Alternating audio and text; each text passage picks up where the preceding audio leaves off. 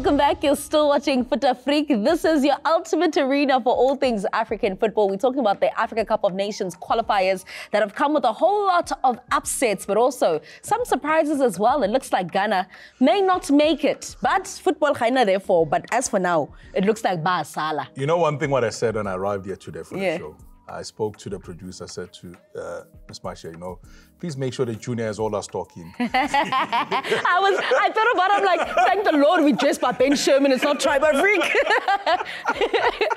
You have just said everything. You're talking nice about my country, nothing is coming your way. So, listen, I mean, if you look at it, this problem is coming for a long time. Yeah. We all saw it. The Black Stars weren't gleaming. Black Stars are no longer shining. Yeah. They're just deemed as black. They're black. They're literally black. I mean... But also, I mean, for me, it's a controversy that should have dealt with before. Yeah. You cannot have a coach coaching a nation, but when he's still sitting as part of the FA.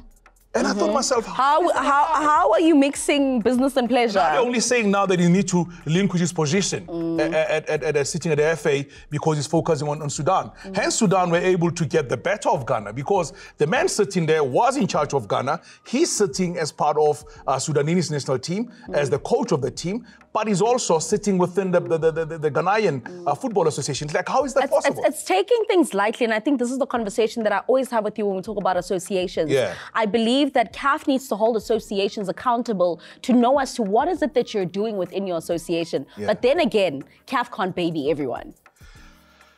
There are so many, do you know what I mean? Yeah. There's only so much CAF can do. But the omission of the Black Stars, should they miss out on this Afcon, what does it do for football within their country? No, for me, it's just going back, go back to the drawing board. Okay. Do you think they'll have it in them? It's not the end of the world. You don't qualify because you never prepped. People have prepped and people have qualified. Okay. So you need to go back to the drawing board and fix whatever problem that you have with team. If you look at their group at the moment, Ghana, I mean, the fact that they're sitting there in Sudan, come on. All of them. I mean, it's like, come on. What? What is happening here? Yeah. So that for me is a big problem. Ghana so far 2 points. Yeah. From their 4 matches. They're 10 points behind the top team in Angola. 100%. You remember when Angola defeated them in the last minute in their own country? What happened? Chaos. Yeah. But they're not out yet because they still have to play 2 matches. They're only 5 points behind Sudan. Should they win both those matches, then they might just be able to. Yeah, that's why I get it as of now. It looks like as of now it's tough. Okay, so we talk about that. Then let's go to Nigeria versus Libya. That then became a debacle where I loved seeing him on my screen all the time. It was great. But it wasn't for good news. They then try to go to Libya. They abandoned. They can't even get to the stadium. They then turn back. Let me know for that situation, if you are ahead and at the top, how do we handle it? For me, I just believe that CAF allowed these things to get to this level. Okay. Shouldn't have gotten to this level, first of all. I got you. How many times have teams come out and complain about treatment they're getting whenever they go and play away? Yeah. Nothing has been done. But it was also crazy that they were supposed to go straight to the stadium upon their arrival. Exactly. But the problem is, if Libya arrived in Nigeria, they had their own problems in Nigeria and arrived there. They complained about it. There are videos all over the place about them arriving there. The only difference that I think people are actually feeling, they're feeling strong about is the fact that they were denied food and access to other stuff when they were stuck at the airport. That's inhuman. Eventually had to leave. But let's look at this. Who are the players who are getting the brunt? The players. Who are the people messing this all up?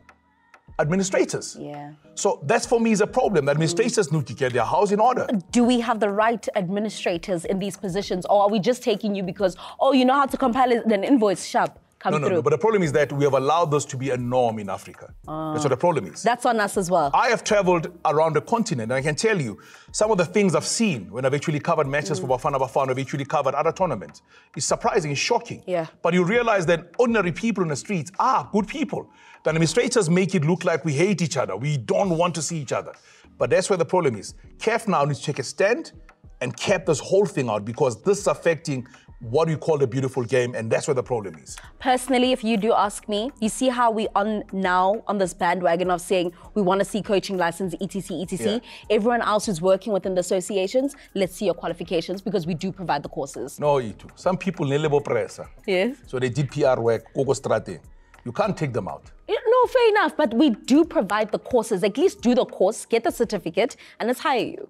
Do you think people that are sitting in offices, most of them on the continent in football, have actually gone and done that? No, but I'm just saying, let's be fair. Let's not have double standards for coaches and for people who are working with the coaches. If I vote you in to be the president, it means I'm covered. I'm sorted. President of CAV.